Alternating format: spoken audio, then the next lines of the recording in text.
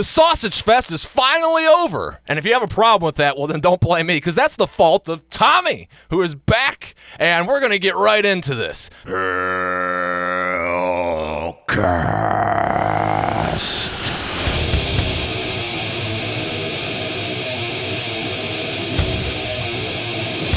For Reaper Metal Productions, this is HELLCAST. Don't smash a like, don't share this video, don't even subscribe. Just go to ReaperMetalProductions.com, and when you do that, there'll be hours of podcasts, music from bands you've probably never heard of and should hear of. And it'll be far better than teaching some robot for corporate America the rights to your mind. And after you do that, maybe before you do that, at some point in that journey, go to Seeing Red Records, go to Redefining Darkness, and Tommy will really appreciate that. It's true. And so, Tommy, I made such a large accusation. So, what, like, set us up here? Well, like, who did? Because we haven't seen you probably since the last Eric video, where I said in that the last time we saw you before that was Into the Darkness. This is true. So if everybody's like, who the hell is this guy, and didn't see that or know that, well, he's the guy from when we did Into the Darkness, because you know all about that. You went to Reaper Metal Productions. So who did you bring this time, since you like to do that? We have a Ms. Alexis Morrow. Is it Brooklyn, Alexis? I don't know. Where are you based? Okay. Out of Brooklyn, New York, who I found actually kind of in my Instagram feed somehow, and I'd been following because I would see her posting all these amazing old flyers, and actually after some time, I mean, I would just always check them out or share them, and we'd maybe have a little bit of communication based on like the sharing and thank yous and whatever, and that was about it. But I really wanted to get her story because, number one, she looks young, at least younger than me. Maybe your age, I don't know, but definitely younger than me. And just kind of wanted to learn more about, like, where this love for the archiving all of these great old flyers and art, and where it all came from, because it all definitely revolved around extreme metal and crossover and hardcore punk and pretty much everything that we're into in this show. So yeah, I thought it would be cool to have a different type of guest in, and someone that's not in a band, someone that isn't recording music but is obviously contributing to the scene. So yeah, and very much in the way of just, I don't know, with, like, if you follow this channel, the VHS tapes, hell, even the Heavy Metal Relics days, like just going through old stuff. So I'm very much intrigued by the flyer sense.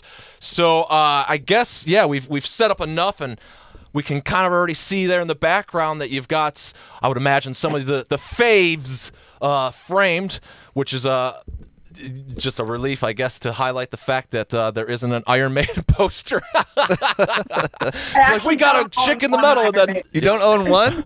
You don't? No, I don't. Because I am that dick that has said, like, if you're like gonna, just have an awesome collection, and then it's like, here's my, and then you go and see it's the obvious. It's like this again, Yeah, right. So yes, Pungent Stench, and fuck the Milwaukee Metal Fest. Which actually, what year is that Milwaukee Metal Fest? Oh, that's 98. Now, is that the year Sodom? Yeah, Sodom, Destruction, Mayhem, Death, Impaled Nazarene, Merciful Fate, Cryptopsy, Emperor, 6 Feet Under. Crazy. Yeah. Right. That's yeah. Well, honestly, Did you play that posted that Sodom show. I have that. You? Yeah, I have a VHS tape of that, because that's the only time I think it's the only time they came to America.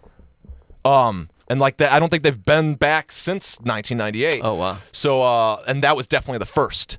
Okay. So I posted that as the first U.S. show. So if if that's intriguing to you, dear viewer, then check that out. But so all right, you got a badass poster of a show in 1998. I guess the first question is, were you there? No. Right. So, Fourth grade. Fourth grade. Yeah. So then how does just a love for collecting, an awareness, all of it, like Mainly, I started, my first flyer was at a show that I was at. It was a Champion flyer. I got it I stole it off a wall at the downtown in Farmingdale, Long Island. And that was my first flyer. So when I started going to shows in like the early mid 2000s. So it's always been a thing, but definitely not these. And then my collecting kind of just followed my music tastes as it developed. And I guess we should talk about that. So if you want to explain a little bit about what you do for your career and how that kind of led into and bled into your love for, I guess extreme music and these flyers.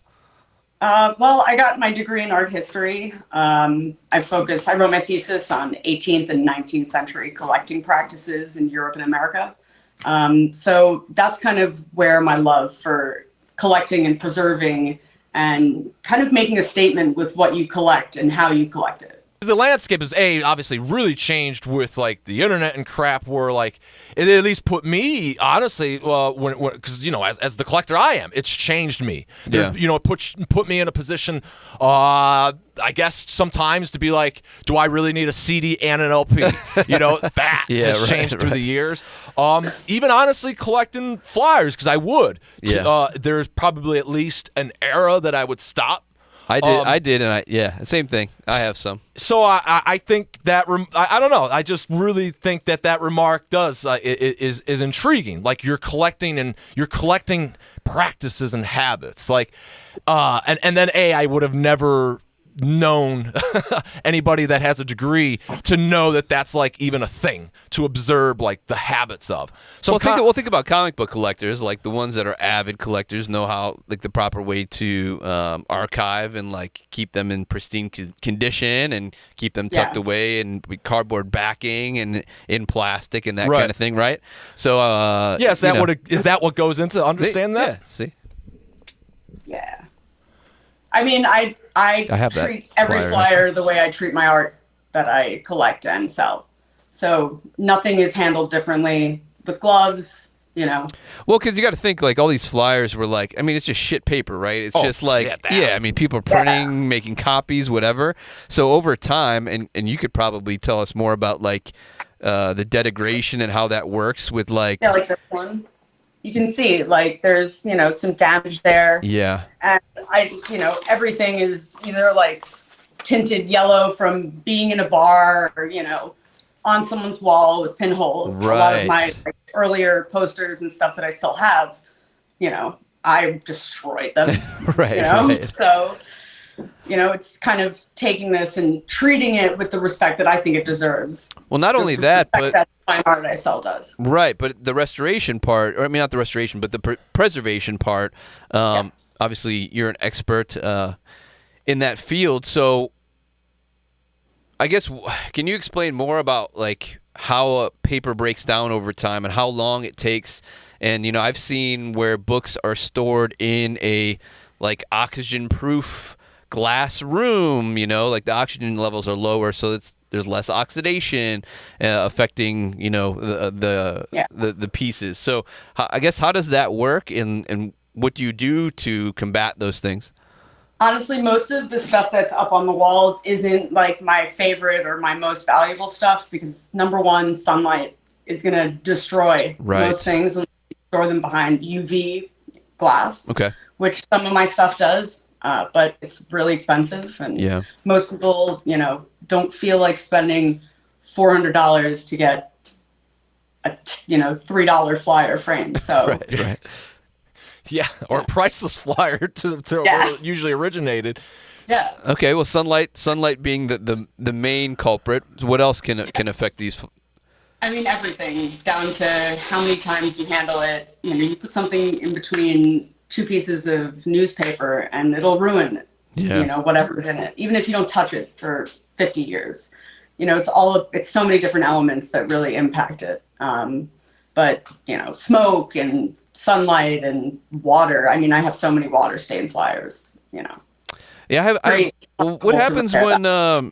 I wish I would remember some of this stuff because I did research some of this stuff back in the day, but I have some old books of like poetry and prose from like 17th, 18th century. Really beautiful, gilded, etched, like really, I'll have to show you. I'll send you pictures. But, when the pages turn yellow and like they're starting. So what is that process of the corrosion? Like what's affecting those that are like kind of stored away, just not maybe stored proper, and just age getting to it. Moisture is a big thing. Yeah. If there's a lot of moisture, I have I check the moisture in my house, and I really try to, it depends what you're storing. Certain things like to be stored, with more humidity, less humidity. Things get moldy, those little brown spots. It's called foxing. It's really mold that's on paper, and that's, repairable, but most people wouldn't fix a foxed flyer. They might do it for, a copy of Paradise Lost. Sure. But, yeah. Okay, cool. Is that something but do you do that? Like you've like restored some of them, or because it might maybe be a nostalgic. Here and there, that I am not a conservator or work in restoration. That is a full entire job. Yeah. With decades and decades of skill that, I do not currently possess. So can I ask then, okay, so you told the story about the first flyer coming off the wall. How did it lead into what you do now? Like, what was that process of like going down that rabbit hole, like just deeper and deeper? So it started with one, but then like what was kind of that next move? Like, where did it progress from? Honestly, the best way I can say it is like, remember when you bought that first record and you were just like, God, like, what have I done? Yeah. I remember the first time it wasn't bought a flyer. First time I ever like bid against a few people for a flyer. I was just like, why are you doing this? This is, but really it was like trading. Trading is like what I think is the best way to do this. It's kind of why I don't sell things too often. Okay. I prefer to just trade for things I haven't seen. I love returning flyers to people who are at shows. I'm like big on that. Nice. So, yeah. Well, this is very like, this is the extreme metal world we live, right? I mean, you got obviously the tape trading history, but I mean, we talk about it all the time. All the underground DIYers always trading copies for copies. I mean, that's something that I don't do. We're just carrying in the first place, really, is just a tribute to that. Well, because I wanted to go back around actually, and because when Alexis was explaining more so just in general the like the collecting aspect, you made the remark of like the studying of the ways. So is there like, I don't know how to word this, but like being a professional in the just the general practice of that, is there like a particular description of like a metal collector through their ways of collecting? If that makes any sense. I mean, honestly, the way people collect, most people collect something, whether you realize it or not. Most people have a collection of some sort, whether it's too many like mugs in their kitchen. Right. Like a thing. And I think it says a lot about, what a person finds valuable, the moments they find valuable, and how they choose to interact with them. And that to me is a huge part of this. Wow. It's of course, but it's also like, I don't know. It was intriguing. I don't know. Like, and I don't know what I'm like trying to even make words of, other than like, I guess why. I mean, I don't know why. I get why somebody would care, but I guess that is my question. It's like, is there like a when you're in the profession, you learn these things, you study these things, are there different reasons people care? Oh, yeah. Number one, most collectors are people who have a tremendous amount of money and choose to make financial investments. Right. That's one. There are people who collect because they love what they're collecting. Right. There are people who collect and with the intention of creating a museum or, a collection that says a specific thing, whether it's like, with this, flyers, I do this because it's something that people usually throw away. Right. So most of my stuff I sell, even art, is paper. Right. Because, we just crumple that up and throw that away. So most of these, didn't really survive the way I see it. Then what do you do like when you obviously have a ton of stuff and the collection's growing? Like, because it's not like a record where, because records, at least mine do, even when you make them, it eventually is like, hours, months, years. You write this damn thing. You lay it out. You get it in. Fuck yeah. You're so excited. Yeah. All right. Then you stick it on the shelf, So, like, and that's a record. So, like, a flyer, like, that's gotta be what it is. Like, so do you have like so I guess, like, how do you, like, after it's achieved, it's framed or whatever, like, do you go through every once in a while, like, I just really want to see that flyer? Or is there a ritual to it? Is there really? Yeah. I do it all the time when I like put a record on. Sometimes, like, especially a live record, I'll go look for the specific flyer. And I keep them really obsessively organized depending on, like, how it makes sense to me. So sometimes it's like I keep all of my fest flyers together, and then I separate those by year and country after that. Okay. So I have it so that it can be used, but it's also meant to be preserved and kept so that, other generations can do the same thing I'm doing and see these and experience the difference between a scan online and seeing the thing in front of you. It's totally different. So I guess, what would you like to share with us? Are there certain pieces that you have that are more special to you, that have some story that are tied to? I have a bunch of stuff. I brought out this one. I've never, like, posted anywhere. This is, like, maybe one of my more rare things. Oh, it's your favorite, Craig. Oh, shit. We were just talking about them earlier. To my knowledge, there's only one of these made. It was made by Paul Ledney. So I got it from their videographer from New Jersey. Okay. And I love this thing, man. This is so cool to me. Yeah, the fact that it cool. was handmade, and I under the condition that I shouldn't ever get rid of it or and show it on a podcast. Like, resell it. A lot of my stuff is purchased under those conditions, and I'm happy to agree to that. Nice. Yeah. That I brought the Carcass blood bag out. This is probably, like, one of my favorite things I have.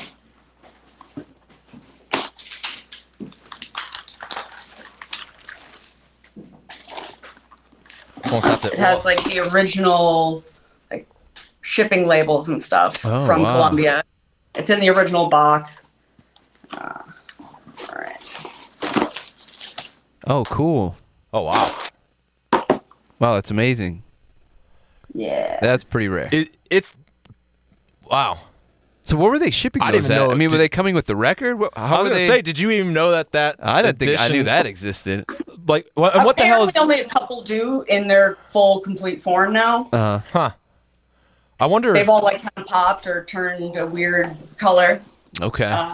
I don't keep that out. I keep that in another box. Yeah, I see. Well, because I remember, you brought up Nunslaughter. Well, that was the last episode. Angel had the slime packs, that were toxic or whatever. But even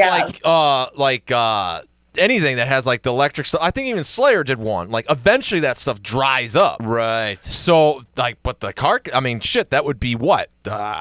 Over 20 years old. Well, yeah, it's early 90s. Yeah. Right. So, like... Yeah. That's it was released in 94, a year after it was released. Okay. Wow. Yeah. It's amazing. I'm kind of surprised that the blood, like I said, it usually dries up and stuff, so I'm kind of surprised. Yeah. But they use a lot in that, too. She's keeping it in a dark place, that's for sure. Yeah. Away I guess sun. that's all you can do with that. Right. Like, especially with that. Yeah, and it's got a thing from Colombia telling you not to be fucking stupid. And like, don't drink it. Yeah. That's great. Warning label. All caps. I love the all caps. Yeah. So, honestly, my favorite stuff is, like, late 80s, early 90s promos, like small little flyers. Okay. That's what I, like, really collect the most of. Yeah, like some Finnish stuff. Yeah, like some Seismo ones. Oh, nice. You know what? I had so many of these from, like, packs, from mail packs. I'm quite a bit older, so these always used to come in the mail, No, at this point, man, like, I could go the rest of this video and just be like, just show us flyers. Just keep going. Like, I don't need I just need a remote. Yeah. I need have, an like, Alexis the remote. complete Mythic promo sets. Oh, cool. Wow. Yeah. That's awesome. With, like, oh, man, I love these. With, like, their bios and stuff. I have an incantation one like that. Yeah, I love these. talks about like favorite bands and whatnot. And right. things I hate. Yeah, and I like to keep everything together and try and get like complete sets of things, which is pretty difficult for stuff like this. But yeah. What did you say in 98 you were in 4th grade? I'm 31. Okay. So I was like graduating high school. I was like graduating high school pretty much. Like I was a junior in high school in 98 and having been to shows already and played shows and, you know, whatever. Very immersed at that time. But back then, obviously no internet and none of these things. I mean, there was, I guess, then barely. But when I was getting into all this, when I was 12 and 13 and whatnot, you know, literally there was just magazines and zines and those things and all the things that all the old farts and elitists tell you that, like, I remember these days we had to like just go buy artwork and stuff, right? So, but in magazines and flyers that you'd get in the mail, like in a mail order, right? Or just even a mail order, let's do this. A mail order catalog, right? Yeah. Where there's no pictures, it's just names, it's just titles and maybe some description. And you're basing like your purchase, you know, money that you don't have as a kid. You barely have any money, right? But you're basing these purchases on like literally just that, like the hope that one that you picked is going to be what you hoped it would be, right? And so, have any of these flyers, like, have you discovered bands through this? So like maybe you've gone after like this Agnostic Front flyer or whatever, but then you see Christ on Parade or something, or like who's that, and like you've gone then to check them out. All the time. Okay. And I could see usually, that definitely like you said, like in like zines or like, you know, I have like just like, you know, tons of zine, you know, promos that like list what they're coming out with that month. And I've never seen that before. A lot of time, I love that artwork. I need to listen to that. Right. I know. Yeah. That's Same awesome. thing with logos, and you can just kind of tell that's going to be for me. Right. And that's kind of that's probably part of the allure of what you do, right? Is like that discovery of the next thing. I think that's what keeps us coming back is like, because Craig, you know, had that question almost Reaper, of like, damn it. Yeah, Reaper. I'm sorry, guys. Of, you know, what keeps you going? What keeps you motivated to do this? You know, once you have it, you just store it away and it's what, you know, then what do you do? But I think the fact that, like you said, you keep going back because then you miss something, or, you know, there's a little blurb you never looked at and now you're discovering this new band. So I think maybe there's some allure of like, or that obsession, that piece of like wanting to keep going and discovering. Yeah, no, I completely agree. I also think there's just something about, you know, it was a quarantine decision to start posting regularly. Oh, okay. I just completely missed that, you know, camaraderie and that whole like narrative, just talking about this shit. Mm-hmm. You know, I just didn't have it. And so I started, you know, I'm just going to like throw a little bit up, you know, and yeah, so I kept going. It's been great actually getting to have like real conversations with people who want to talk as obsessively as I do about some of this stuff. Or not, because I would imagine, I mean, like I said even earlier, and I don't know how much you've paid attention to anything I've posted or whatever, but I did post, like, there's a ton of VHS tapes and stuff on the channel. Yeah.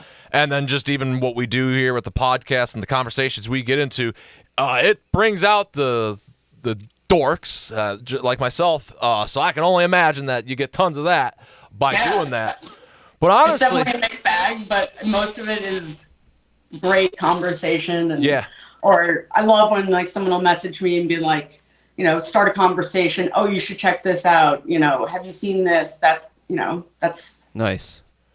What it's all about for me. Right. And I'm sure you get people that have been like, I was at that show, or I was, you know, I saw that tour or whatever. That has to be one of my like favorite and funniest comments, you know, like, I love it. I love when someone's like, man, I haven't seen this flyer in a long time. And, you know, usually I try to return the flyer to somebody who can like really appreciate it. Oh, wow. That's even cooler. Now, have you encountered bands where like a band would be like, oh my God, like I totally remember that. I haven't seen that for 20 years. And you'll send it to them?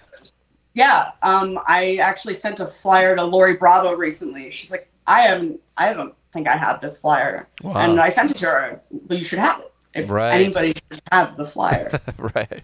Well, I think it's very important then to let you know that I was at that Sodom show and I deserve that flyer. Poster frame and all. I love the ones that are just like, I was there. It's like, give me an anecdote or a, right. you know, Yeah, a good bolt thrower story like I like in the comments. Yeah. So, you know, like, it's interesting, I guess, now that I'm even, again, like, just thinking of the professional side of it. And, you know, every industry goes through threats of, like, the unknown future. Music, it was when digital hit, and I don't really need to explain to others. We can all assert our own ones there. So, obviously, a historian area would be threatened, I think, kind of by the modern technology that, like, sure, bands are doing flyers for shows and releases now, but nothing to the degree it was as you collect. And even if they do or don't, yeah, like, just the abundance is less, so it's going to be less for you to stumble upon in the future when the now is a historical time. Like, is that something that, like, in your field, like, is almost like maybe like a worry, as it would have been a worry to, you know, music when it went digital and all that kind of stuff? You know, I guess, like everybody, it depends on what your goal is. You know, if you're releasing music and you want the most people to hear it, you know, digital releases, maybe your thing. You know, for me, it's about, like I said, like the conversation and, you know, it really depends on, are you going to put this flyer away and after you buy it for $150 and then never let it see the light of day? I don't necessarily agree with that. It's your choice. But, right. You know, again, why I like to trade, because it kind of keeps estimated retail value out of it. Right. And, you know, it makes it more about, like, that memory that person had when they were there. And they can afford to buy it and have it still, as opposed to, like, a $1,200 bolt thrower shirt. Right. Yeah, totally. Yeah. So, you know, I think it's good depending on what the outcome you want is. For me, it's definitely harder, but I also, you know, enjoy the looking for it. I don't necessarily think the ease of it is going to stop me in any way. So. But it also is like the change of it too, like, because, yeah, I mean, it's just a different, like, well, because when we had Eric Payne, we want more Painkiller. Yeah. But, like, when we were talking to him, like, we were, at least on the episode that we did, we were heavily, like, trying to figure out, like, the elitist attitude and where's the difference of being hypocritical, being an elitist, where does it come from, yada yada yada. That in a way, this is very much that. In that, like, you know, look, the Entombed Carcass Cathedral, like, if like posters were that, I mean, they at least changed. Like I said, they didn't go away, we all know that, but they changed. They're less. I mean, there's an Instagram poster, so I mean, so it's like, it's digital, almost like digital poster, right? So but to that, it's almost like, to be like, it almost makes, like, Entombed always different than every Swedish death metal band that's going to be influenced by them, because you're in 2021 when it's digital age, and because of that digital age, it's just an entirely different thing, and it's almost, in a way, always going to be more, presumably, always attractive to go back to the heyday than it will be the 2020s in these time periods, because they don't have that. They don't have a little character missing, you know? Yeah, like Alexis is even describing these people that, like, you know, I've seen it, like I said, and you're seeing it, like, just they come forward, like, they know these stories, they, like, you know, and it means something. So like, that totally changes, though, the fandom aspect of things. And I also think it really, you know, there is a difference about, you know, you don't get that same feeling when you put on a record and then click a YouTube link. It's totally different. We all know that, like, it's not the same. Yeah, experiential. Yeah. And I think it's the same thing with this. Like, that's why I also try to not scan my stuff. I try to take it and leave the creases in it and, like, have them be real objects that I think are just, like, there's something different about it. Yeah. And anybody who has, like, this stuff, or, you know, a first pressing of something that is their favorite, they just know, like, it's different when you hold it and have it than it is to consume it online. Right. So. Totally. And then I guess I'd like to just hear more about your story. Like, where did the love of extreme metal come from for you? You know, I guess would be the precursor to even all of this. Well, I grew up listening to New York hardcore. I grew up on Long Island. And so that's Strong Island. Definitely where a huge part of my collecting lies.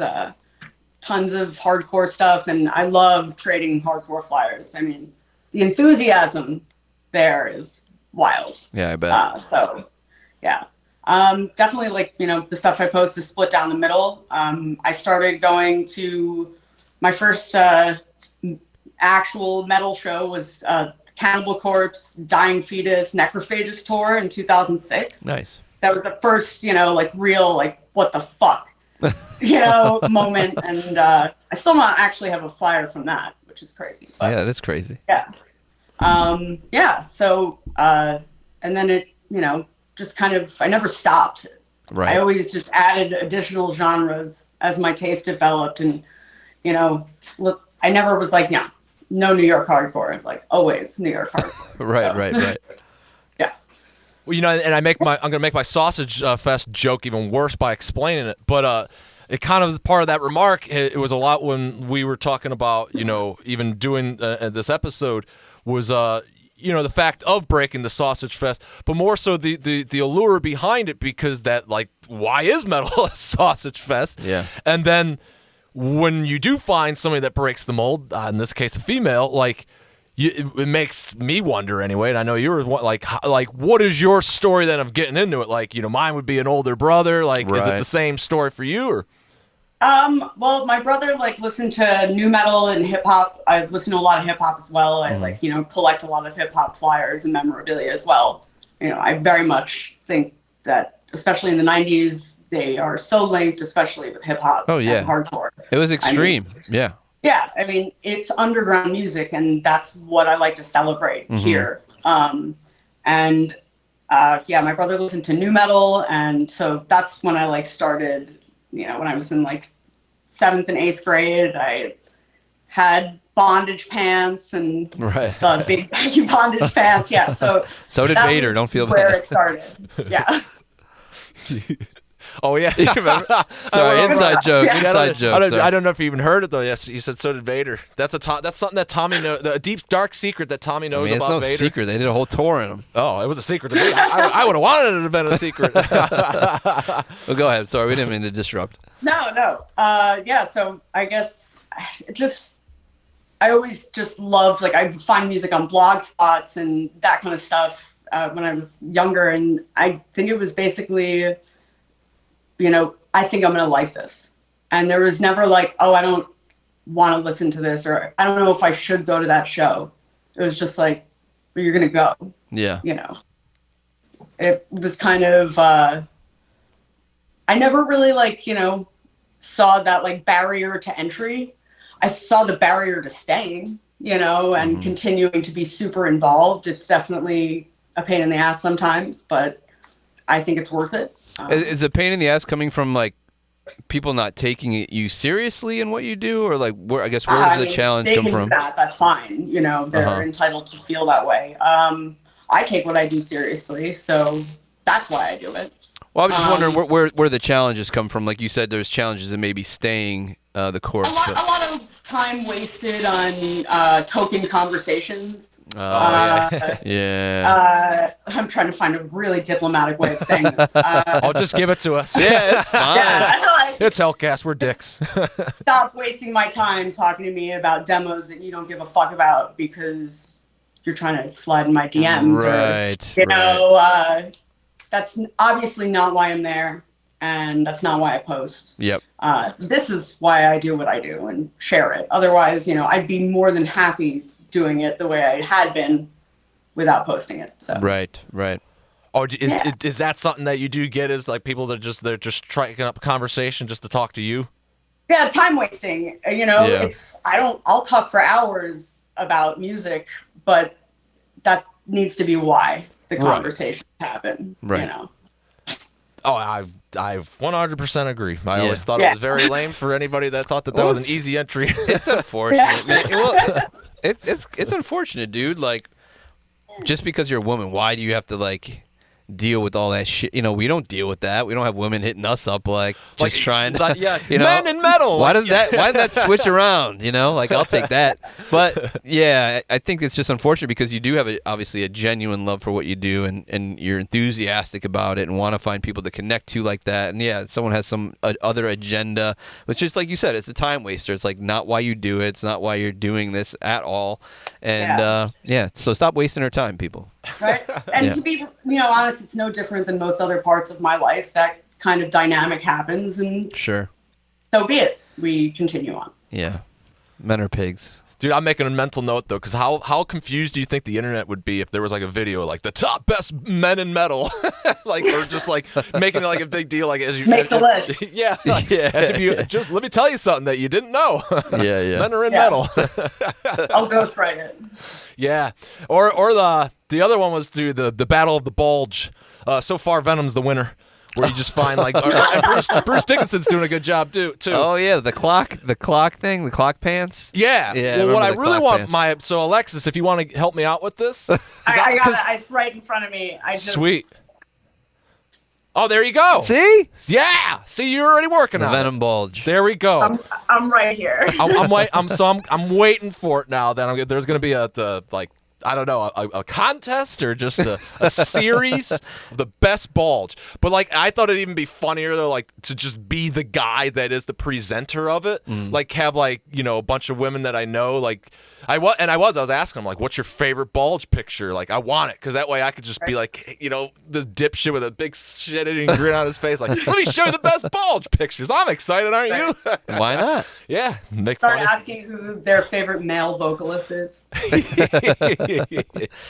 So then who would be some of your tops? Yeah, though? for real. I have to say that, like,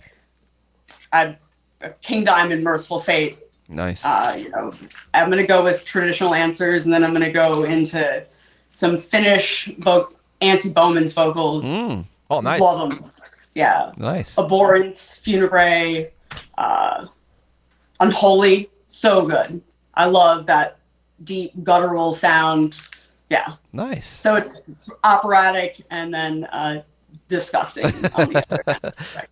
I think that's honestly what a lot of like people, death metal fans are like. You know, you like something like King Diamond because he is kind of like, as you said, operatic. So but the extreme version, you know what I mean, like with the satanic vocals and stuff. So I guess everybody just always liked that because, I mean, who doesn't like a good, because it's traditional metal in the background otherwise. And so who doesn't like that? Throw Phil line on in there. Yeah. Well, sure. I'm seemingly having trouble pulling up my screen to show it, but you know what it looks like, and I'll just say it for those listening, because when I looked at, I was looking at your profile to find anything that maybe was something that I was like, or really just get to know you, and prepare for this. And so I saw some standout ones, and one of the standout flyers for me was the promo desultory photo from... Bitterness era. I actually got that here. Oh, nice. Really? See, you knew this. We prepped. I knew you were going to bring it up. Yeah, you knew it. I got, Oh, that's awesome. So you know what's cool about Craig that? is like the biggest desultory fan I've ever met in my life. And so is Reaper. Yeah. But oh God, Eddie, do you like Eddie Satan back in the day? He'd always fuck it up. I don't care. But you know what's cool though is I have the you know how the promo photos that came like glossy. Yeah. I have the glossy of that photo where then you have the Xerox like advertisement of it. Oh, so good. Yeah. So that's why that was kind of a fave. Plus, I just absolutely love that band. Yeah. And then it was by shock that just anybody remembers Malicious Onslaught. So good. I have this also. Man, she's on it. Well, we did this prep, man. Like, Yo, but look at the bottom though. Oh yeah, Winter with Carcass, Pestilence, Carcass, Death. Amazing. Well, how the hell that's and there you go. There's a testament to your services because Malicious Onslaught's the main logo over Carcass. Like that was the last time. It was in New York. I guess so, right? Because they are from New York. Stony Point, New York. Stony Point. Where's that? Is that near New York City? I think that's out of the city. Okay. Yeah. Yeah, obviously some of these. Well, actually, that's even something cool too. Like when you see like these venues and it's like somewhere that closed down. Yeah, you know, it's just part of the story and the whatever. Oh, I'm sure a lot of them. Yeah. Most of them. Yeah. Yeah. So yeah, like that was a lot of the Cleveland ones are flashes. You know. Which was another one that was. It was just cool to see. There was like you had a Decrepit. Oh yeah. Decrepit from Cleveland and I have Descend. a ton of those. Dude, I have a ton of Decrepit flyers. But it was just cool too, like when you see it, like obviously in Alexis' case, it's in New York, like right. you know our.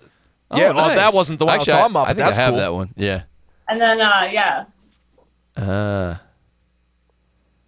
Dwayne. Yeah. So yeah.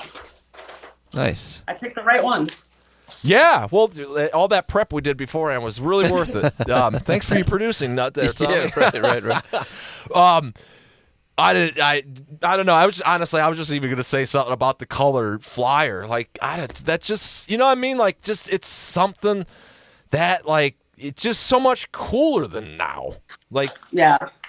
And look, man. This one, I love this purple one. I think it's like one of 3 purple ones. Oh, that's awesome. That's crazy. Wow. That's a crazy fest. Yeah, it's one of my like the few mythic. The hard part's when like they don't have years, because I guess why would you have years if it's a show that year and that day? But to try and figure that out, don't have years. Yeah, most of them don't, and I guess makes sense that they wouldn't. But it's cool almost to try to start figuring that out, you know. That's actually funny you bring that up, because like every time I do a flyer for somebody that is about like an event that they're doing, I'm always like, I gotta put the year on here, because then somebody's gonna collect this probably one day. At least somewhere small, somewhere, Right. Yeah. Make it like an Easter egg, put it somewhere. But imagine when you see that, like, you know, September 1st, 2021. It's like, duh. Yeah, right.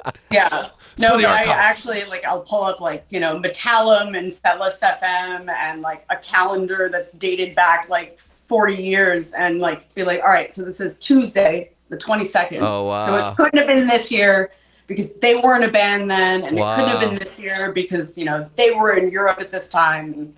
It's nice. It's like a little mystery. Yeah. It's like a little investigation you gotta do. Yeah, because there's that that website where you can go and look up historical shows, like the set list. Metallic Promo. Is that what it is? Is it? Such a good website. Nice. But even sometimes, you know, there is stuff that's just not, like never heard of. Like that show might as well have never happened. And if you have the flyer or the VHS tape, you know, you could confirm that it is. Yeah, that's which that alone is just kind of crazy that there's like a database of like events that happened. Yeah. I don't know. I'm going. So the blood bag carcass, that's pretty badass. What are some other things of that caliber that are like the rare merchandise that, like, do you know about the rigor mortis chili? What'd you say? What? Do you know? Yeah, rigor mortis from Texas. When the self-titled album came out, there was like a promo to some degree where it came with a chili can. You're mesmerized. Now you gotta find it. Now you gotta find it. There you go. There's your trade. Wow. Yeah. That needs to happen. Yeah. That's great. Hit up your Texas contacts. Yeah. Honestly, some of like my favorite stuff is like original album artwork. You know, that stuff is really hard to find, and you know, that is some of my favorite stuff. I can see why, because I know this guy that was talking to Prong, and he found out that Primitive Origins had color? You know that guy, right? Too. He said that there was like red on there or something, like, and then it's just black and silver. So like, that was like the label that did that. But yeah, the original piece. But you know what I mean? You learn that kind of stuff. And there's some out there that are red, to be honest. But Oh, well, I didn't know that. Yeah, I think they maybe self-released some with the original red. Yeah. Yeah. But that's rare, man. Yeah. Have you noticed that with any of the stuff that you've come across, Alexis, like the artwork, that there's differences? Yeah, there'll be like alternate colors, and sometimes it's like really hard to figure out if something is not a boot, because honestly, that's becoming a bigger problem these days. Bootlegs. Yeah. You know, I get a lot of messages from people wanting to boot the flyers I have, and I do not accept those requests. You know, you may. Oh shit! I just first I was thinking like bootlegs, like audio, but like like man, flyers. that's really a problem then, because like there's almost no way to like, there could you be a literally point. need a degree in art history to be able to like Right. look Authentic, yeah. like a loop, so you can see the age. It's Yeah, that's wild. Because like you do possess that ability when you have that profession, like to be able to obviously grade and date things. How does that work though? Like, how do you be able to figure that? honestly a lot. It starts when I'm like looking to get something. I will always prefer to get something from somebody who, was in one of the bands or I know was there. Yeah. Why would it be a boot? Right. Or it has like the stamping is like a big band with their stamps on it. I look for those stamps, like the malicious on spot one. Like that kind of stuff is really hard to fake. You can like get a piece of paper dirty, but new paper is bleached in a different way than older paper. So you can like tell it's bright, crisp white. Well, there you go. Now some of the bootleggers are like, fuck, we got to find vintage paint. I will out you.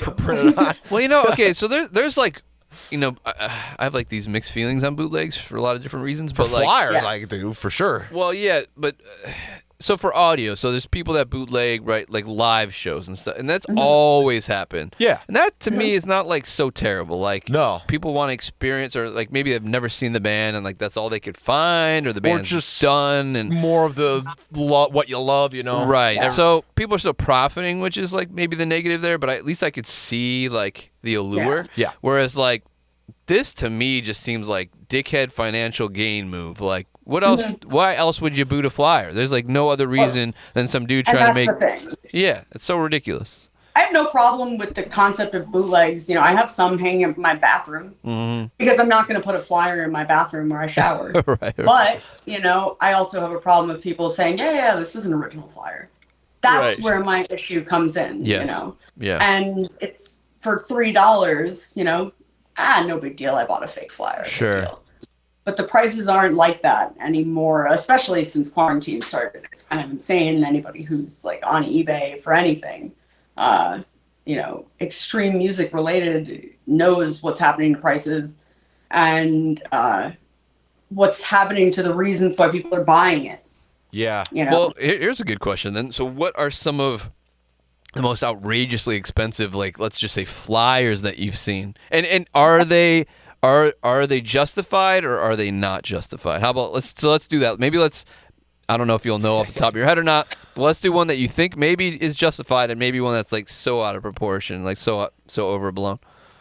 My personal taste is definitely going. That's a huge part of it is nostalgia. Yeah. It's always baked into these prices. And how do you price nostalgia collectively? Impossible, And so that's a big thing. So I've seen some, Thin Lizzy posters, big full color posters from 70s, $1,000. Whoa. 70,000? No, from the 70s. Oh. $1,000. Okay. Yeah, I was like, holy. Like that, is that what you heard for? Yeah, first, yeah. right? Yeah. I think that was our interference. Yeah. Yeah. Holy shit. But, see, to me, it's like, I also, when I trade most of it, when I see a price tag like that, I'm just like, oh, I just, Yeah. there's something a little skeevy about it to me. I saw like the first Celtic Frost show flyer on eBay recently for $4,000. Whoa. Buy that. Where would that first show have been? I'm actually not exactly sure where it was. Okay. But I saw that and I didn't hang around on that eBay listing. Right. So, see, like, to me, I'm not even like that's nuts. And I like can understand if someone was at that show and puts that up and that's why they priced it like that. Right. Because to them, it means it's worth everything. that. And it is worth that to them. Sure. But putting it out there on the market as a collectible, like as a piece of memorabilia, like what's, I don't know if you guys like buy or, I'm sure we all have quite a bit of vintage shirts. But who would want to ever buy a shirt for $2,000? That's just like nuts to me. I know, it's insane. It's just crazy. Well, I had a collection of shirts in Tupperware, and I had a friend who was in a band we won't mention, but You can. He started. No, I can't. He started going crazy with this whole shirt thing. This was maybe right around the time we first started talking. Maybe like 4 years ago, something like that. But literally, these shirts have been in my garage forever. Like I never wore them anymore.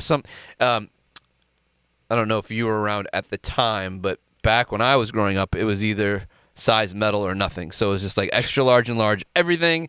And I'm not a huge guy, so, and I wasn't savvy enough to be cutting shirts when I was younger. So anyway, they're all huge, so I barely wore any of them. Back then I did because I didn't care, but yeah, so they were all packed away. And then I toured for years, so then on tour I got shirts from countless bands, that were free or whatever. And so anyway, they were just like taking up space, and I let him sell them, and then he I had like old Carcass long sleeves, like red with the... It was like, it wasn't Tools of the Trade, but it was definitely from the necroticism era.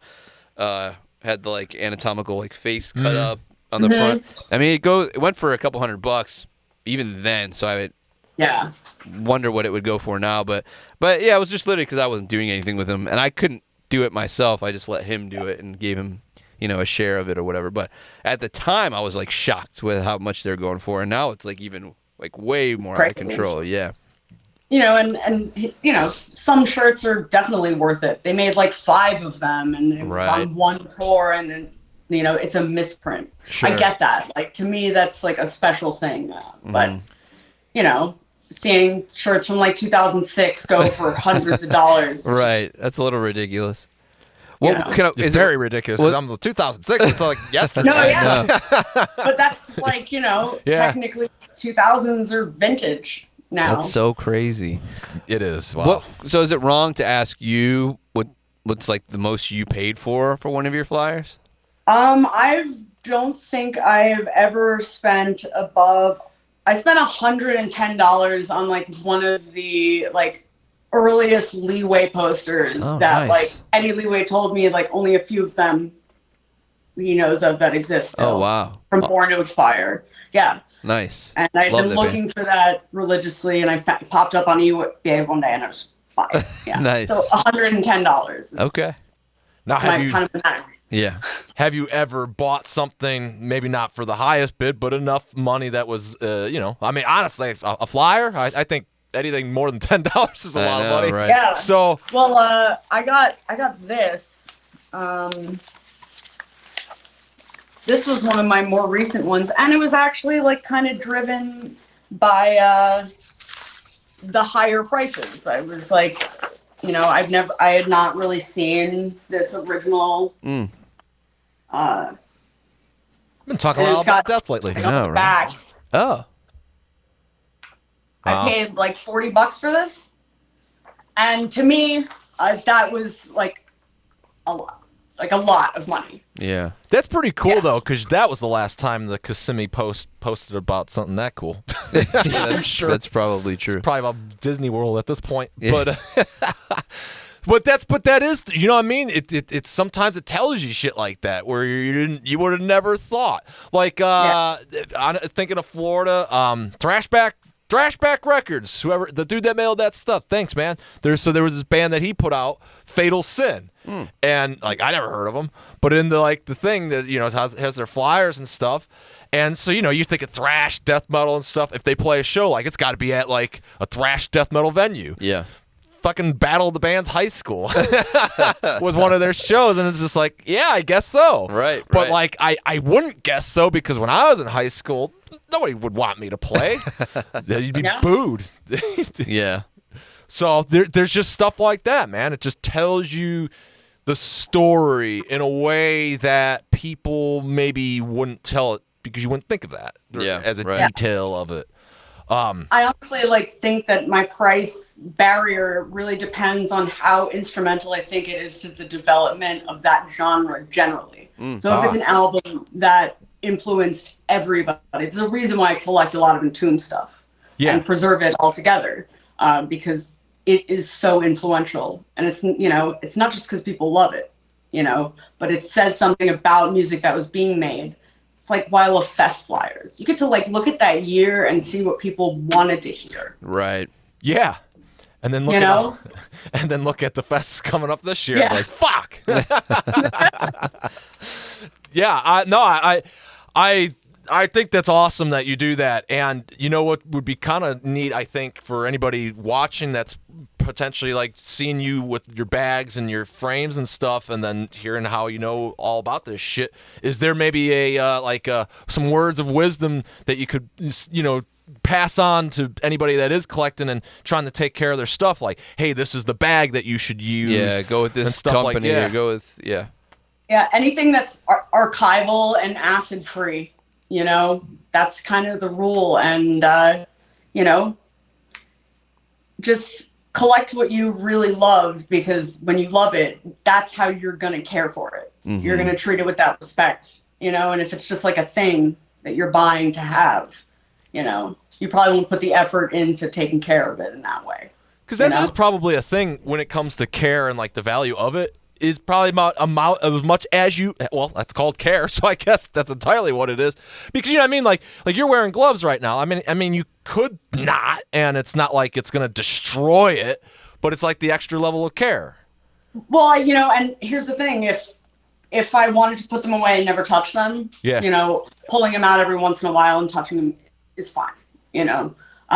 Sitting here touching a newsprint thing, and then going and touching, a piece of paper, the, ink can get on my hands. Mm-hmm. And this is like a good way to just kind of keep the barrier, like I see myself, and this is like, I guess, kind of the real art historian approach is I'm holding these things and I need to care for them like as best as they are. They are a part of other people's memories and interests and hobbies. And if I want other people to be able to enjoy them, I need to take care of them. Yeah, right. The same way you would hold a record, In the record world, because I put mine in bags, but I got the Japanese resealable ones, and there's a whole shroud of like improvement to some of the other ones, because like for instance, the sticky part is on not the flap. Where a lot of bags, they are on the flap, so when you're trying to slide the record in, it just gets stuck. It's the worst. So, like, is there a flyer bag that's kind of like that has more bells and whistles? Yeah, like most flyer bags I get sent have the exact same thing. You pull it out in the flyer, like, if you're not careful, it'll get stuck to the top of the bag. That's what it is. And honestly, something is better than nothing. Yeah. If you're going to store it, it's better to, half of them for a long time were folded up in boxes, like with ticket stubs. That's not the way to keep it, but it was better than nothing. That's kind of how I see it. I'm not going to be like, if you don't care for it like crazy person like me, you shouldn't have it. Something is better than nothing when it comes to care. Okay. The box or shelf or wall, like when you are storing it. Flat files. Flat files. Flat files. Yeah, that's the art like way. The big metal drawers that are like thin. Yeah, those are the best. Well, there you go. So anybody that was wondering, take it from somebody that really knows. Yeah.